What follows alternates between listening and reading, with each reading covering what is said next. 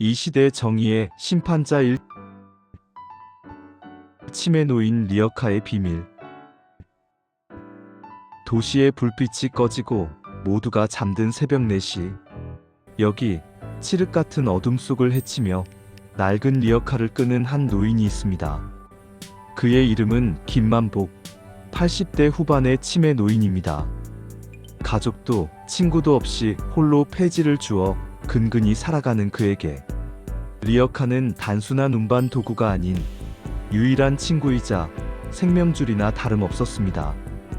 닳고 다른 손으로 리어카 손잡이를 굳게 잡고 굽은 허리로 도시의 그림자 속을 헤매는 그의 모습은 마치 한 폭의 쓸쓸한 수묵화 같았습니다. 하지만 김만복 영감님은 꿈에도 몰랐을 것입니다. 자신의 생명줄인 이 낡은 리어카 밑바닥에 도시를 병들게 하고 인간의 존엄성을 파괴하는 백색의 악마, 즉 마약이 은밀하게 숨겨져 있다는 사실을 말입니다. 이 추악한 진실은 낡은 신문지처럼 구겨진 채 도시의 하수구 밑에서부터 은밀하게 번져나가며 사회의 가장 취약한 곳을 갉아먹고 있었습니다.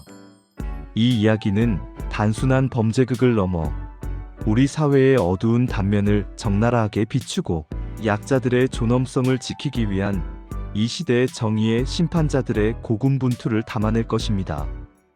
그들의 싸움은 단순한 악당과의 대결이 아닌 사회적 무관심과 구조적 부조리에 맞서는 처절한 투쟁이었습니다. 최근 이 조용한 동네에 기이하고 섬뜩한 소문이 돌기 시작했습니다. 폐지를 줍던 노인들이 연달아 마약 사범으로 체포되는 충격적인 사건들이 발생하고 있었기 때문입니다. 처음에는 한두 명에 불과했던 검거 소식이 점차 확산되면서 동네 노인들 사이에서는 불길한 기운이 감돌기 시작했습니다. 경찰은 이 사건들을 너무나도 손쉽게 설명했습니다. 그들은 그저 돈 몇 푼이 아쉬운 노인들이 마약 심부름을 했다며 경제적 어려움에 처한 노인들을 손쉽게 범죄자로 낙인 찍고 사건을 서둘러 종결하려 했습니다. 사회의 가장 낮은 곳에서 벌어지는 범죄는 언제나 그렇듯 가장 빠르게 잊히고 덮어지기 마련이라는 잔혹한 현실이 다시 한번 증명되는 순간이었습니다. 공권력의 무관심과 편견 속에서 억울하게 범죄자로 몰린 노인들의 비참한 현실은 마치 흐르는 강물처럼 그렇게 흘려보내지는 듯했습니다. 2020년 충북 제천에서 80대 치매 노인이 길가에 리어카를 끌고 가려다 절도미수 혐의로 입건되었던 사건은 그나마 경미범죄심사위원회의 감경 처분과 리어카 주인의 따뜻한 선처가 있어 사회의 온정이 남아있음을 보여주었지만 이번 사건은 그마저도 찾아보기 힘든 냉혹한 현실을 마주하고 있었습니다. 이번 사건은 보이지 않는 거대한 악의 그림자가 드리워져 있었기에 단순한 동정이나 선처만으로는 해결될 수 없는 깊은 문제들을 내포하고 있었습니다. 그러나 기억조차 온전치 않은 노인들이 그토록 치밀하고 조직적인 마약 운반을 주도했다는 것은 누가 봐도 불합리하고 납득하기 어려운 이야기였습니다. 어떻게 몸조차 제대로 가누기 힘든 정신적으로 취약한 노인들이 국제적인 마약 조직의 운반책이 될 수 있단 말입니까? 그들의 흐릿한 눈빛과 비틀거리는 걸음걸이는 결코 범죄의 치밀함과는 거리가 멀었습니다. 이 불합리한 상황을 침묵 속에 지켜보던 한 남자가 있었습니다. 그는 이 사회의 모든 부조리와 불합리를 가슴에 안고 살아가는 시니어 탐정 김민준입니다. 한때는 불의를 보면 참지 못하던 열정적인 베테랑 형사였으나 거대한 권력과 조직의 압력에 밀려 결국 정들었던 제복을 벗어야 했던 비운의 사나이 김민준. 그는 낡았지만 길들여진 트렌치코트 깃을 세우고 매서운 눈빛으로 사건의 이면을 꿰뚫어 봅니다. 그의 눈빛은 마치 진실만을 투과하는 엑스레이 같았으며 어떤 위장도 그를 속일 수 없을 듯 했습니다. 이건 단순한 운반이 아니야. 누군가 기억을 잃어가는 노인들을 일회용 도구로 잔인하게 쓰고 있어. 그의 오랜 직감은 단 한 번도 틀린 적이 없었습니다.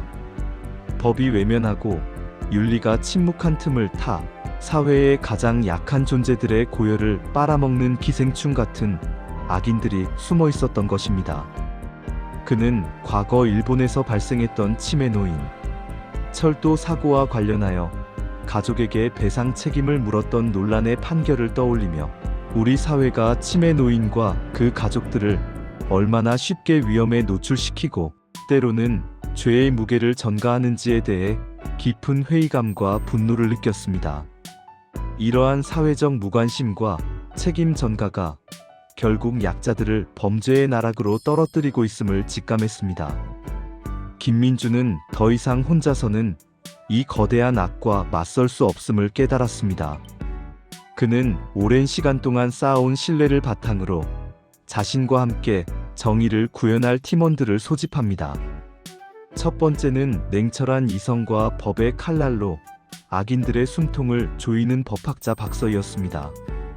그녀의 날카로운 분석과 빈틈없는 논리는 범죄의 법적 취약점을 찾아내고 악인들이 빠져나갈 수 없는 덫을 놓는데 결정적인 역할을 했습니다. 두 번째 팀원은 왕년의 태권도 국가대표이자 무림의 고수 장용석 관장이었습니다. 그는 힘없는 약자를 괴롭히는 자들을 결코 용서하지 않는 이 시대의 진정한 협객으로 그의 주먹과 발차기는 악을 응징하는 정의의 철퇴였습니다. 세 번째는 어둠 속에서 모든 디지털 증거를 훔쳐오는 천재 해커 정하늘이었습니다. 그녀의 손끝에서 놈들의 모든 비밀이 발가벗겨지며 감춰진 진실들이 수면 위로 드러났습니다. 그리고 마지막으로 김민준의 곁을 그림자처럼 지키는 충직한 탐지견 루나의 예리한 후각은 인간이 놓친 미세한 흔적까지 쫓아내며 결정적인 단서들을 제공했습니다. 이들은 각자의 전문성과 뛰어난 능력을 바탕으로 완벽한 팀워크를 선보이며 정의라는 거대한 퍼즐을 완성하기 위해 어둠 속에 숨겨진 진실을 향해 한 걸음씩 다가갔습니다. 2024년 러닝머신 속 5천만 원 현금 사건에서 정직하게 주인을 찾아준 고물상 노인처럼 이들은 잊혀진 양심과 정의를 다시 세우기 위해 사회의 가장 낮은 곳에서부터 희망의 불씨를 지폈습니다. 그들은 단순한 수사팀이 아닌 잃어버린 정의를 되찾기 위한 전사들이었습니다. 본격적인 수사를 위해 김민주는 더 큰 그림을 그리기 시작했습니다. 호랑이를 잡으려면 호랑이 굴로 들어가야 하는 법. 그는 자신의 안전을 뒤로하고 위험한 결단을 내립니다. 깔끔한 탐정의 옷을 벗어던지고 악취나는 누더기를 걸친 노숙자로 완벽하게 변장해 조직의 근거지로 추정되는 폐차장 주변에 잠입합니다. 그의 낡고 두꺼운 점퍼는 단순히 추위를 막는 방한용이 아닌 자신의 정체를 감추는 완벽한 위장이었습니다. 차가운 시멘트 바닥에서 쪽잠을 자고 쓰레기통을 뒤지며 놈들의 감시망을 그림자처럼 관찰했습니다. 그의 눈빛은 비록 누추한 복장 속에서도 형형하게 빛나며 한순간도 경계를 늦추지 않았습니다. 배고픔과 추위는 기본이었고 언제 발각되어 목숨이 위태로울지 모르는 극도의 긴장감 속에서 민주는 며칠 밤낮을 보냈습니다. 그는 폐지를 줍는 노인들 틈에 섞여들어가 그들의 삶을 직접 체험하며 조직이 노인들을 어떻게 착취하고 이용하는지 그들의 행동 패턴을 면밀히 분석했습니다. 노인들을 노리는 잔혹한 조직의 실체를 파악하기 위해 스스로 가장 낮은 곳으로 내려간 것입니다. 그의 눈에는 노인들의 고통과 억울함이 선연히 아른거렸습니다. 평생을 성실하게 살아왔을 노인들이 폐지를 주어 연명하는 비참한 현실 속에서 그마저도 빼앗아가는 악랄한 행태를 결코 용서할 수 없다는 강한 의지가 그의 내면을 지배하고 있었습니다. 그는 정의를 향한 뜨거운 열정으로 육체적 고통을 이겨냈습니다. 며칠간의 처절한 잠복 끝에 민주는 마침내 충격적인 광경을 목격하게 됩니다. 인적이 드문 심야 시간, 조직원들은 어둠을 틈타 치매 노인들을 폐차장 구석의 비밀 창고로 불러 모으고 있었습니다. 그들은 노인들에게 기운 솟는 비타민이라며 정체불명의 드링크를 마시게 했습니다. 할아버지, 이거 마시면 힘이 펄펄 나고 기분도 좋아져. 조직원들의 목소리에는 일말의 양심이나 죄책감조차 찾아볼 수 없는 잔혹함이 배어 있었습니다. 그들에게 노인들은 그저 돈벌이를 위한 소모품에 불과했습니다. 하지만 그것은 비타민이 아니었습니다. 그 약물은 노인들의 뇌 속 기억 중추를 건드려 판단력을 마비시키고 공포심을 제거하는 특수 약물이었습니다. 약을 마신 노인들은 멍한 눈으로 자신의 리어카 밑바닥이 뜯겨나가고 그 안에 마약 봉지가 교묘하게 채워지는 것을 그저 바라만 보고 있었습니다. 기억마저 흐릿해진 노인들은 자신들이 어떤 위험에 처해 있는지조차 인지하지 못한 채 거대한 악의 도구로 전락하고 있었습니다. 이 광경은 민준의 심장을 칼로 찢는 듯한 고통을 안겨주었습니다. 인간의 가장 취약한 부분을 이용하여 이득을 취하는 악마 같은 행태에 그는 전율했습니다. 그들의 얼굴에는 인간성이란 찾아볼 수 없었으며 오직 탐욕만이 가득했습니다. 조직원들은 그렇게 약물에 취한 노인들을 마치 살아있는 좀비처럼 이용하며 리어카 밑바닥과 옆면에 교묘하게 마약 봉지를 채워 넣었습니다. 그들은 노인들의 낡은 리어카를 가장 안전하고 눈에 띄지 않는 마약 운반 수단으로 활용하고 있었습니다. 이들은 인간의 존엄성을 짓밟는 것을 넘어 사회적 약자를 이용한 최악의 범죄를 저지르고 있었습니다. 이 광경을 지켜보던 민주는 분노에 치를 떨며 주먹을 꽉 쥐었지만 터져나오는 울분을 간신히 삭여야만 했습니다. 지금 섣불리 움직였다가는 조직의 꼬리만 자르고 몸통은 놓치게 될 것이 뻔했기 때문입니다. 놈들의 머리통, 즉 조직의 보스를 잡고 이 추악한 마약 카르텔을 뿌리째 뽑아야만 했습니다. 그의 머릿속에는 노인들의 텅 빈 눈동자와 약물로 인해 흐트러진 표정이 계속해서 맴돌았습니다. 이들을 이용하는 악마 같은 존재들을 반드시 심판해야만 한다는 강한 의지가 그의 심장을 뜨겁게 달궜습니다. 단순히 범죄자들을 체포하는 것을 넘어 이들을 이용하는 사회, 구조적인 문제까지 뿌리 뽑아야 한다는 사명감에 그의 어깨는 더욱 무거워졌습니다.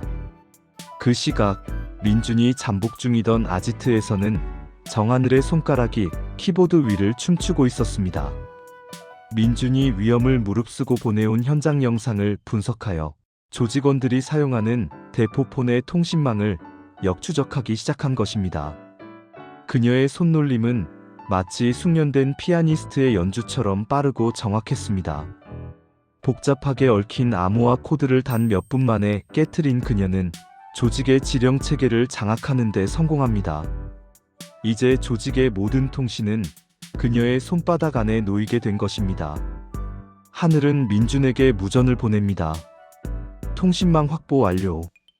지금부터 내가 놈들의 보스입니다. 작전 개시하시죠. 그녀의 목소리에는 강한 확신과 자신감이 배어 있었습니다. 어둠 속에서 빛을 찾는 그녀의 능력은 팀의 가장 강력하고 없어서는 안 될 무기 중 하나였습니다. 그녀의 해킹 능력은 단순한 기술을 넘어 정의를 구현하는 강력한 도구가 된 것입니다. 그녀는 디지털 공간에서 정의의 사도가 되어 악의 네트워크를 무력화시켰습니다. 민주는 하늘의 보고를 듣고 잠시 망설이는 듯했지만 이내 결연한 표정으로 지령을 내립니다. 놈들의 탐욕을 이용해 스스로 덫으로 걸어들어오게 만든다. 가장 안전하다고 믿는 곳, 즉 경찰청 정문 앞으로 오게 만들어. 이 대담한 계획은 악인들의 가장 근원적인 욕망, 즉 탐욕을 역이용하려는 김민준다운 발상이었습니다. 정하늘의 손끝에서 새로운 지령이 조직원들에게 전송됩니다. 긴급 변경. 거래 장소는 경찰청 정문 앞 주차장. 보안 유지 철저. 거래 규모 3배 상향. 너무나 대담하고 황당한 지령이었지만 마약 거래로 한몫 잡을 생각에 눈이 먼 조직원들은 의심할 여지없이 덫을 향해 걸어 들어갑니다.